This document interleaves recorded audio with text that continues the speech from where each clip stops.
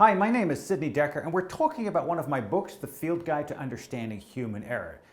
We've talked about the old view versus the new view. We've talked about how old view investigations typically look and how new view investigations into human error typically look. And now we're going to try to understand why people and groups and organizations, and in fact, we ourselves, occasionally or often revert to the old view. Why is it easier to do an old view investigation?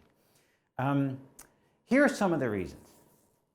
One is that we instinctively react to failure. When things go wrong, we have particular reactions to that. But it shouldn't be like this. Why didn't they watch out? And we have particular reactions that we'll unpack more in a minute. We also revert to old view investigations simply because of resource constraints. That is, we don't have enough time, enough money, enough knowledge, enough investigators to actually do a very good foundational new view investigation. We simply don't have the resources. All right? And so it's easy to then revert to an old view investigation that concludes with human error by any other label. Sometimes, and I've seen this, and you may be well familiar with cases like this, where there is a political distaste of the deeper probing that's necessary to do a good new view investigation. Because you might get into areas that people don't want you to know about, that they don't want to become visible in the world. All right? Sometimes you have to ask uncomfortable questions about why the organization had certain priorities or preferences or ways of having people make their trade-offs between production and safety, for example. A fourth reason is that there is, of course, unfortunately, still limited knowledge about how instead to make progress on safety, how to do a new view investigation. And of course, me standing here talking about this hopefully adds to that a little bit. Of course, the field guide that you see there is not the only book that talks about this sort of stuff. There's other books that talk about new view investigations as well. And fortunately, these are finding traction in investigator communities, but more work can be done to up that knowledge base. And of course, ultimately, it depends a little bit on what culture you come from or work in. There may be a fundamental belief in the existence of human error as a source of trouble, right? This is driven in part by the hindsight bias, which we'll talk about. This naive realism that human error is really something that exists. You can touch it, you can see it, you can count it, you can identify it. And I won't get into that too much now. And of course, the idea, at least in some cultures, of free will. People have the free will to decide between right and wrong, and so why do they decide the wrong if they could decide the right thing to do? Much of this keeps animating and keeps inspiring old view investigations. Let's look at the first one, all right? The first one being reactions to failure.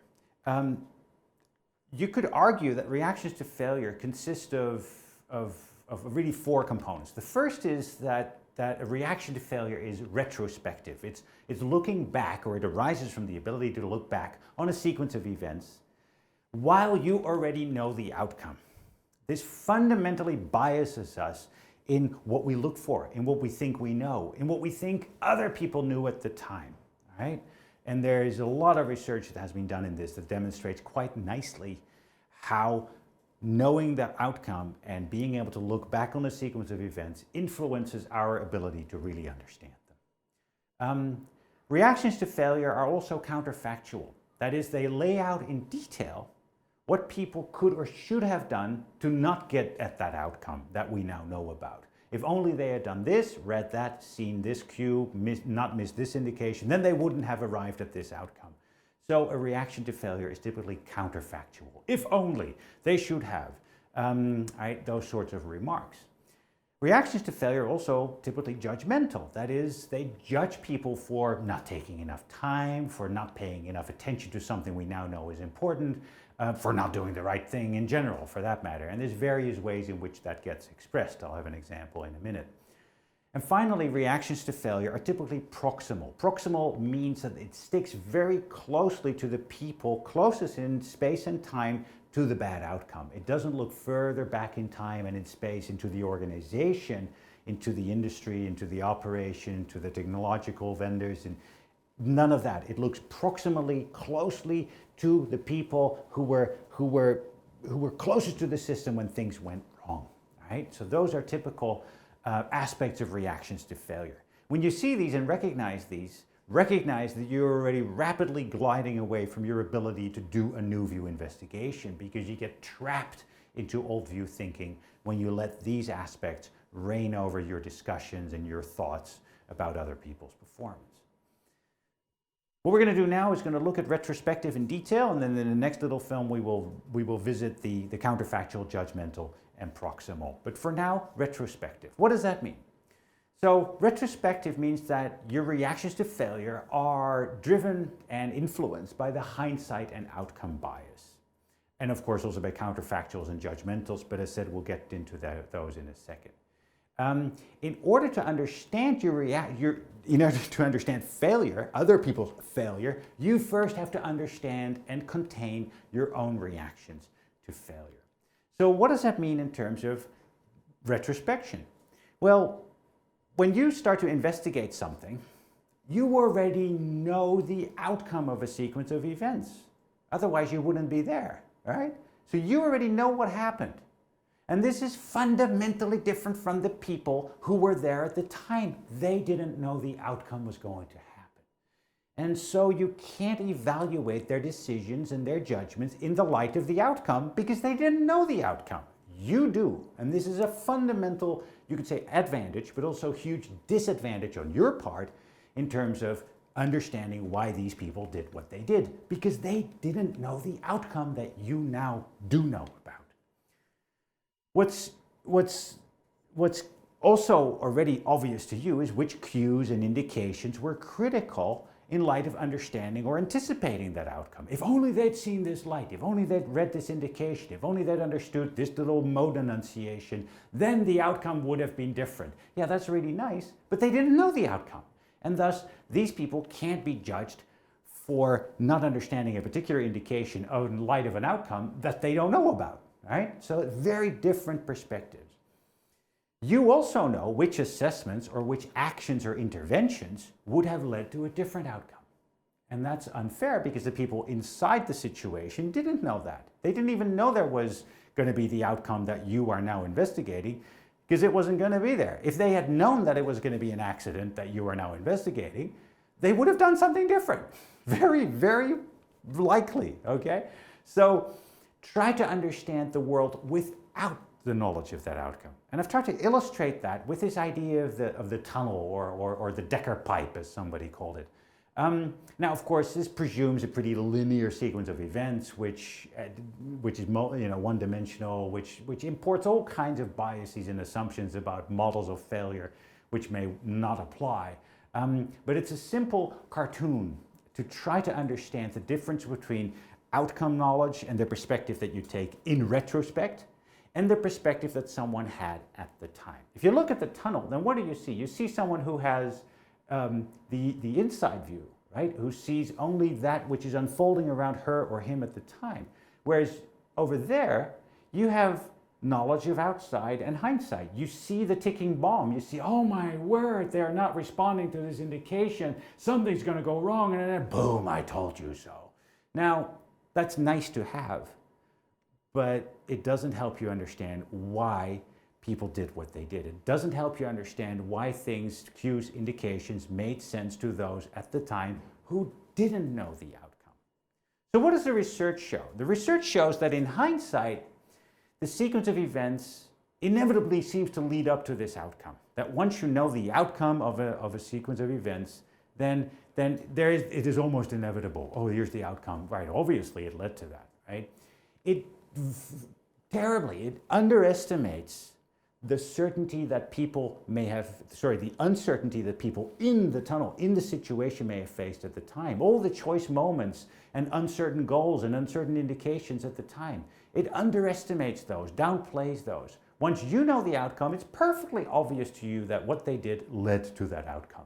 And again, that downplays the real uncertainty and messiness of actual work. Also, what happens in hindsight with knowledge of outcome is that we tend to see a sequence of events as a linear series of binary choices to do something right or do something wrong. And that's all it is. Whereas real work, of course, is characterized by many decisions, many of which are implicit in how people just get the job done. They don't even know they're making these decisions because it's part and parcel of achieving goals in the real, complex, unfolding, dynamic world. And so that aspect of the hindsight bias really biases us to understanding people's actual performance in a situation that was uncertain and still unfolding. And finally, in hindsight, we typically oversimplify causality, right? And think how that works. I mean, you start at the outcome and then you walk back. And then it becomes very easy to say, well, hang on, walking back, it's obvious that this led to this. But that's unfair because you're walking back and the people who you are investigated were going forward. And that's a very different way of experiencing reality, obviously, in which causality isn't clear or as clear at all. I'll show you two pictures that try to illustrate this. The first here is from our dear colleague Richard Cook, who himself is an anesthesiologist, who's worked all over the world and has produced this beautiful picture. So again, with thanks to Richard Cook, who shows very nicely here a doctor, a surgeon or anesthesiologist involved in an analyst who has the hindsight bias. And here's how he pictures this. All right. So Richard Cook says, look, here's the guy who is in this situation, and he sees all these choice moments, and there's lots of complexities and uncertainties with the work he does. All right. There's lots of error traps, ways in which the process can go terribly wrong. Right. That's where the little explosions sit. And then something bad happens. Boom.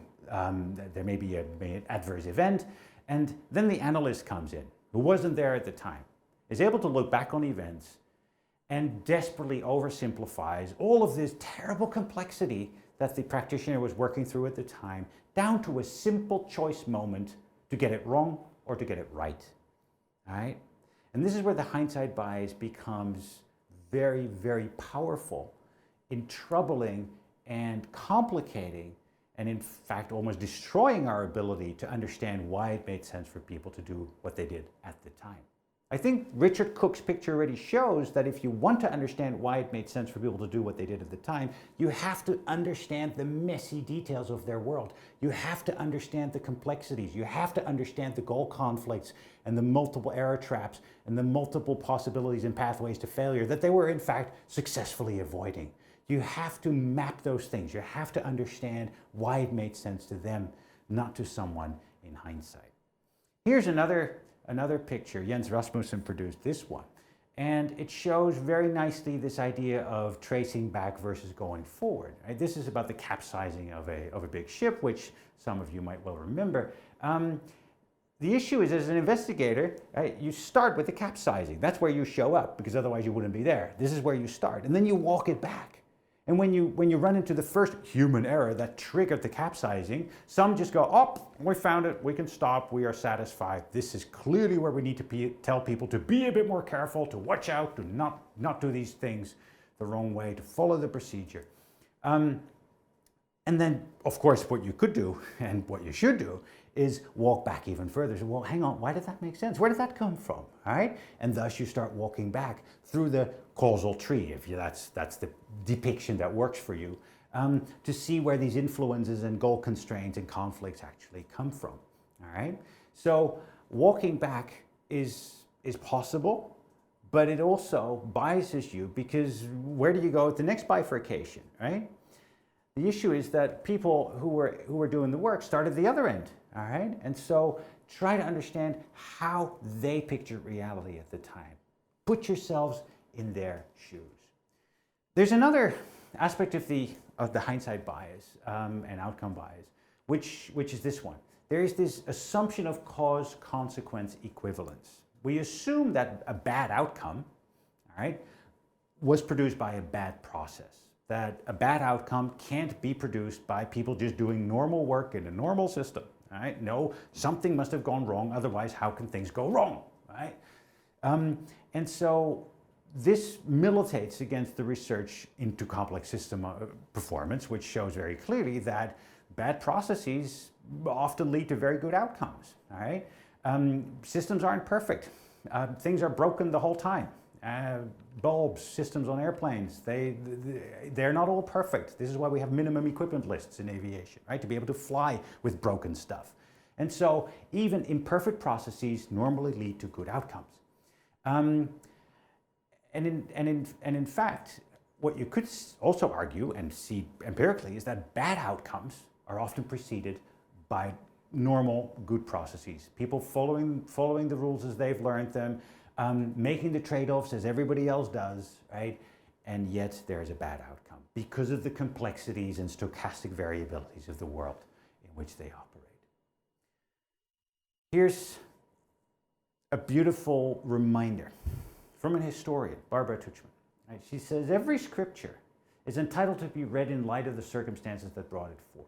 To understand the choices open to people of another time, we must limit ourselves to what they knew, to see the past in its own clothes, not in ours. Right? What does that mean for an investigation? Well, put your data in the context that produced it. Right?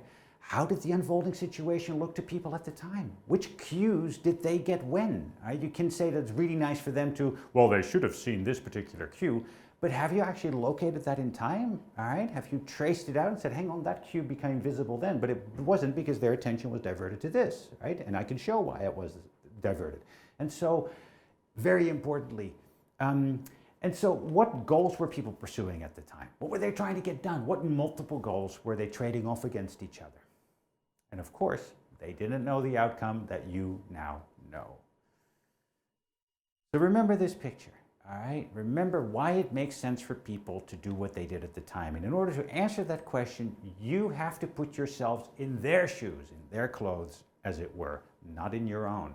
You have to understand how their context produced the behavior that ultimately was involved in the outcome. Thank you so far. Next, we will look at some of the other reactions to failure in our little series on the Field Guide to Understanding Human Error.